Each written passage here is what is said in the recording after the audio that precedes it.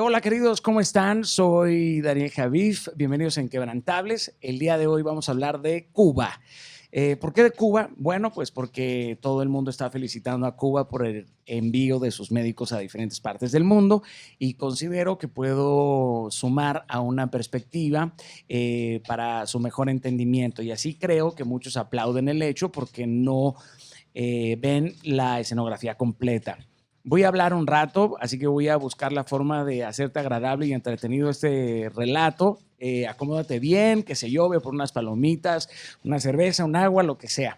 En lo particular, como me apasiona muchísimo la historia y los acontecimientos que marcan el inicio de un impacto profundo en la humanidad, creo que en este video puedo hacer memoria de algunos de ellos porque así nos permite mirar con otra perspectiva aquello que pensamos que en su momento pues no iba a tener mucho efecto en nuestra vida, y sí lo tiene. Todo lo que acontece en el mundo, queridos, a pesar de suceder lejos de nosotros, pues termina por fusionarse en nuestra vida. Así que esta historia de los médicos cubanos en el mundo no es nada nuevo bajo el sol, y por eso quiero relatarte mucho acerca de este asunto. Pero quisiera platicarles un poco lo que entiendo que esto representa, pero para ello tengo que aprovechar para hablar acerca pues, de los Castro en Cuba. Este video posiblemente va a generar algunos adversarios o descontento, lo lamento mucho, pero quiero aclarar que es con fines narrativos, de hechos históricos que son comprobables para todos, mucho más allá de las teorías o suposiciones o desde una postura personal. Por supuesto, saben que no estoy de acuerdo con el comunismo, pero no se trata de eso. Voy a hablar de Cuba desde una de las tantas aristas de las que se puede hablar de Cuba. No voy a hablar hoy de su hermosa música o de su estupendo arte o de sus grandes artistas o de su bella cultura, sino pues de uno de los personajes más importantes de su historia, y saben de quién hablo, del señor Fidel Castro Ruz. Quédense en el video porque yo creo que va a durar un rato y así entienden un poco mejor lo de los médicos de ayuda humanitaria en esta pandemia. Ok, esto va a ser un somero recuento de los hechos: Cuba y el mundo, Cuba la izquierda, Cuba y Angola, Cuba, Venezuela, Cuba, la Unión Soviética. Hoy estamos en el 2020 y han transcurrido pues muy pocos años desde que cayó la última dictadura en Centroamérica, y lamentablemente pues ya tenemos otras. Estas dictaduras, si vemos, se multiplican como un virus, ¿no? Y esto último, pues nos sigue asegurando que a la fecha, hoy, no somos capaces de construir instituciones sólidas, y que la corrupción, los intereses de unos pocos terminan por sobreponerse a la voluntad de miles, y que a nuestro continente hoy tristemente le hacen falta dedos para contar los tiranos de izquierda y tiranos de derecha, por supuesto. Tiranos al fin y al cabo. Pero para iniciar el relato, quiero que te vayas conmigo a mediados del siglo pasado, ¿ok? En ese momento, solo México, Colombia e intermitentemente algunos países del sur, pues tenían gobiernos que eran dirigidos por civiles.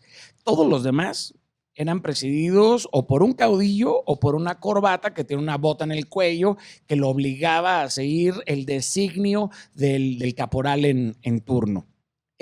Por eso necesitamos empezar este relato a finales de la Segunda Guerra Mundial. No te vayas, ¿ok? No te desesperes. Va a estar bueno, son 15 minutos como máximo. Después de la Segunda Guerra Mundial, el mundo, por obvias razones, sufrió cambios importantísimos, y los movimientos progresistas comenzaron a surgir en toda América. En varios países pues estallaron algunas rebeliones populares que, si bien no todas lograron establecerse como democracias en el sentido estricto de la palabra, por lo menos sí dieron pasos importantes como la legalización de ciertos sindicatos o partidos. No eran excelentes, pero aceptables.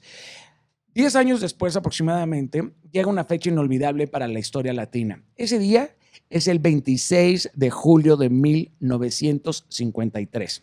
Es el día en el que un grupo de idealistas en Cuba asalta el Moncada al oriente de la isla. Y uno de los líderes Fidel Castro Ruz, el hijo de este gallego radicado antes de la independencia. Fidel, junto con su hermano y otros jóvenes, orquestan una fallida rebelión contra la dictadura del tipo que estaba en turno, que era un dictador que se llama Fulgencio Batista, que era el expresidente y dictador de ese momento. Castro, por esta rebelión en el cuartel Moncada, recibe 15 añotes de sentencia, pero antes de transcurrir los 2 años de sentencia, Fidel recibe un indulto producto de una extrañísima amnistía general. A los meses de salir de la cárcel, lo primero que hace Fidel es venirse a México, aquí a mi patria. Pero muy chistoso, porque a los pocos meses se regresa a Cuba para iniciar una guerra. Pero inicia una guerra de guerrillas que, por supuesto, termina por llevar a Fidel al poder unos 3 años aproximadamente. Justo cuando llega al poder, pues Castro inicia una cruzada para intervenir internacionalmente. Ya era el amo y señor de la isla, considerando, por supuesto, que la megalomanía desbordada de Fidel pues le hizo imposible contener su ego dentro de la isla, y así que su primer blanco y larga obsesión se llama Venezuela. Castro viaja a Venezuela mucho antes de visitar todo Cuba. Llega a Venezuela tan pronto como llega al poder, así, poder Venezuela, PAC. Al principio Castro pues tenía una motivación doble con todo esto, ¿ok? Por un lado, pues empezar a exportar el socialismo romántico, que a esas alturas ya había mostrado las costuras y las heridas con las crueles represiones que se vivían en Hungría y en Polonia. Y luego, pues la segunda razón de ir a Venezuela es la más obvia, que era buscar recursos para mantener la economía de Cuba, que cada día estaba más debilitada por las mismas políticas que él aplicaba a la isla. ¿Ok? En ese entonces, Venezuela estaba iniciando su segundo ensayo democrático. Y este ensayo democrático, pues, le cierra las puertas a Fidel. Y a Fidel no le queda otra más que entrar a Venezuela, pues rompiendo una ventana. ¿Ok? Siempre me gusta recordar que Venezuela era el país más rico de la cuenca del Caribe y que creo que lo va a volver a hacer. Pero eso es otro video. Regresando a Castro. Fidel no iba a dejar ir a Venezuela pues tan fácilmente, no era obsesivo. Primero comenzó a organizar y a enviar recursos a las guerrillas que insurgieron contra gobiernos de izquierda. Sí, si escucharon bien, Fidel apoyaba guerrillas en contra de la izquierda, paradójico, pero cierto. Luego Fidel, en el 67, cansado, por supuesto, de no poder avanzar en Venezuela, decide intervenir en Venezuela, pues enviando unos milicianos. Por supuesto que la democracia de ese entonces intercepta pues, a estos invasores que Castro había enviado, y por consecuencia Venezuela rompe todas las relaciones diplomáticas de forma inmediata con Cuba. Y con esto, pues a Fidel se le apagaban por un ratito nada más las intenciones que tenía. Esas pretensiones, quiero aclarar, que no solo estaban enfocadas en Venezuela, porque Fidel hizo intervenciones en Bolivia, en Chile, en Panamá, en República Dominicana y en otros lugares. Y aunque esas intervenciones pues no fueron tan eficaces en su momento, sí dieron algunos frutos en su futuro, ¿no? No se hace nada más historia en la victoria, sino también en los fracasos. Estos pequeños éxitos en estas intervenciones, pues no llenaron las expectativas de Fidel, y por supuesto que nunca se detuvo el barbudo, ¿no? Después de varios fracasos iniciales, Fidel voltea sus ojos a donde menos te imagines, un lugar lejísimos, voltea sus ojos a África, ahí viene lo de los médicos. Cuba decide enviar tropas de apoyo civil a este continente con la principal intención de apoyar el proceso de la descolonización, lo cual, pues según ellos, era una intervención yo creo que ideológica, pero pues hay que tener en claro que Angola es un territorio, pues yo creo que unas 12 veces más grande que Cuba. ¿Y qué crees? Es un país petrolero. Pues justo la yugular que Fidel siempre necesitó succionar y que necesitaba para subsistir y que necesita hoy. Ahora, Angola estaba llegando a su independencia, y después de su independencia abraza el camino del socialismo, pero de un socialismo real, que lo único real que tiene es que es un camino de miserias, porque los hechos lo demuestran. Pero a diferencia de los venezolanos, el presidente de Angola, que se llamaba Agostinho Neto, que era el líder independentista del momento, le abre las puertas a Fidel.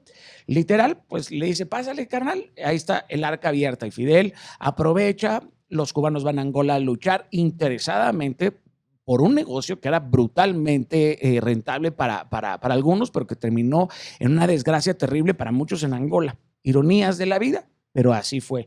La primera función de los cubanos en Angola era la de proteger los campos petroleros que estaban operados por las multinacionales que generaban los recursos para que la naciente nación pudiera pagar sus facturas. Al final, queridos, el bastión comunista del hemisferio occidental prestaba mano de obra muy barata a los grandes consorcios capitalistas que supuestamente ellos detestaban. Mira tú, muchos son de izquierda, pero cobran con la derecha con la excusa de que todo es por la revolución y la libertad. Pero cada dólar que llegaba a Cuba de este negocio, pues estaba manchado con la sangre africana. Angola sigue siendo la gran herida de la isla. Cientos de miles de jóvenes fueron a pelear en esa guerra civil espantosa, estéril, que por cifras oficiales cayeron 2,000 cubanos.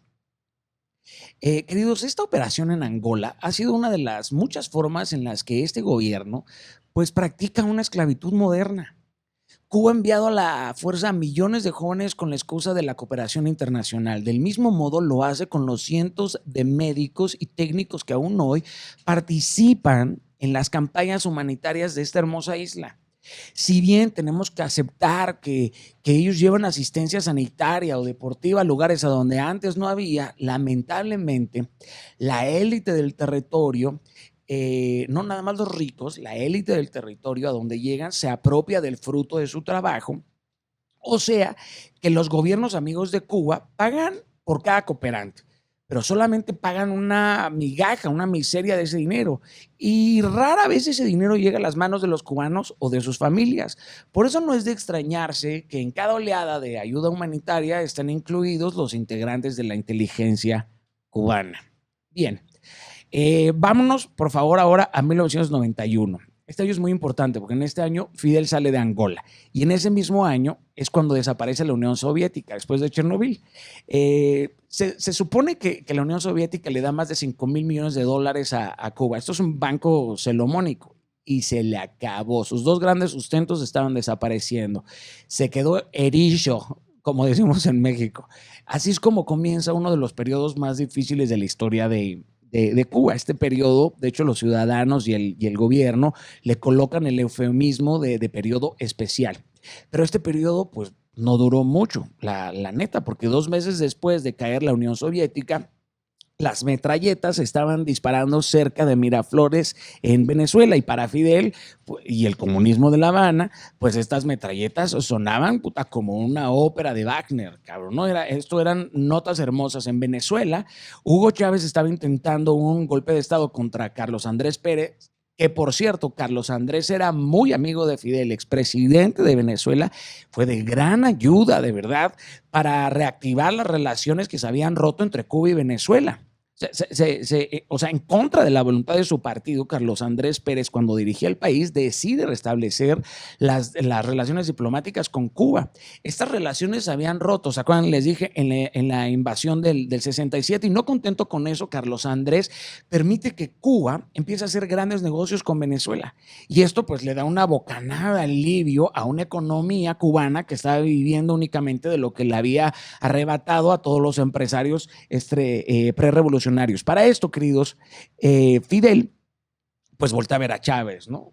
Chávez estaba más jugoso, era más tentador, aunque Carlos era su amigo. Fíjense las similitudes entre Chávez y Fidel. Los dos fracasan en el golpe de Estado. Ambos van a prisión, ambos pasan 2 años en prisión, ambos reciben una amnistía y ambos pues tenían el ego más grande que su país.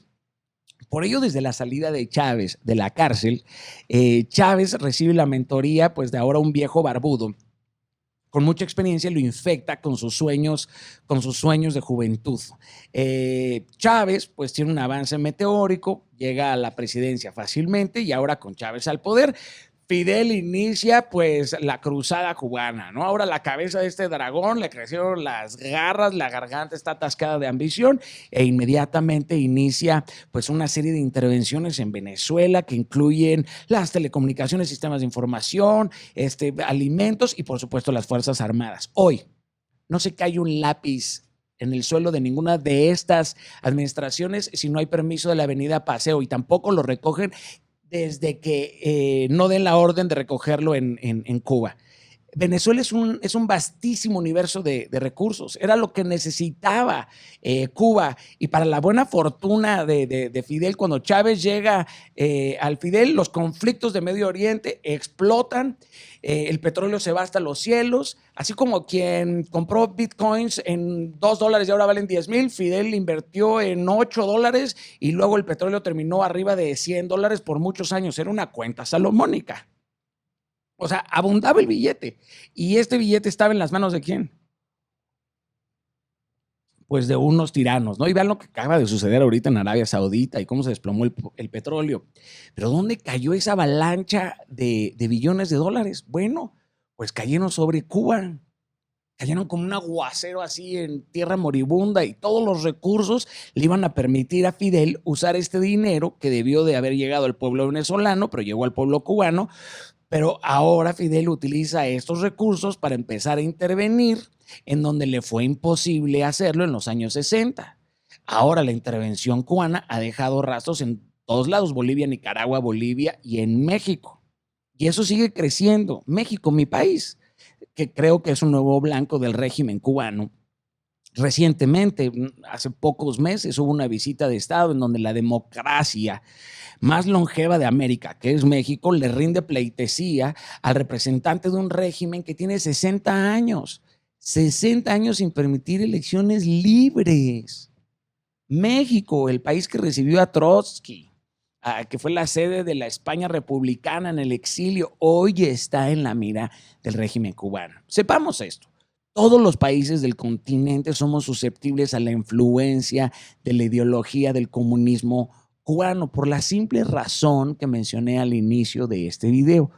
Tenemos instituciones débiles, más o menos eso, la guerra ideológica y lingüística, la hiperconectividad, la polarización, los fake news, el inicio del priming. O sea, estamos muy frágiles. Y pronto con una pata rota y ahora el coronavirus y el rompimiento de la economía. Y ya sé que van a decir que por qué no hablo de Estados Unidos. Ese es otro video, se los prometo. Sin duda ellos tienen gran parte en esta historia, pero bueno, les prometo hacer un video de eso. Si están de acuerdo, hablaré de las metidas de pata y de las sucias jugadas, por supuesto. Es más, les adelanto. Miren, es más, yo creo que si los Estados Unidos en su momento, en lugar de haber gastado millones de dólares en sostener y apoyar a sátrapas como Somoza, Trujillo, Stroessner, hubieran mejor dedicado una pequeña fracción de ese dinero a ayudar o a apoyar o a auxiliar a crear una América Latina de gobiernos democráticos, aunque estos gobiernos no fueran de su agrado, yo creo que hoy tendríamos instituciones mucho más poderosas, ¿no? Fíjense nada más. ¿Se acuerdan de Fulgencio Batista, el dictador contra el que Castro se levantó en armas? Bueno, él ganó las elecciones en el 40, pero con el apoyo tácito de los comunistas, fíjense, y 12 años más tarde, desde Washington, Estados Unidos estaba ayudándolo en un golpe de Estado porque las elecciones no pintaban nada bien. Yo creo que si tan solo esas elecciones se hubieran llevado a cabo bien, pues la historia sería otra en toda América hispana, ¿verdad? Hoy las incertidumbres, queridos, pues posan nuevos riesgos ante nosotros y ante el momento no hay mejor antídoto contra esta barbarie que confiar y trabajar de forma colectiva y profunda y real por la democracia para mejorar la educación, que tan quebrada está, la educación espiritual de las nuevas generaciones. Tenemos muchos retos, por supuesto, por delante, pero creo que vamos a poder hacerles frente. Espero que hayan disfrutado, ya voy para 18 minutos. Espero que hayan disfrutado este contenido y este relato. Te hago llegar un fortísimo abrazo, besos por supuesto a todos, muchas bendiciones, saludos a todos mis hermanos venezolanos, cubanos, y hoy me puse esta playera de Honduras, que por cierto no me dejaron entrar a Honduras, pero voy a regresar. Fui persona non grata en Honduras, pero ya me tocará regresar. Que Dios les bendiga y nos vemos muy pronto. Tiki, tiki, tiki.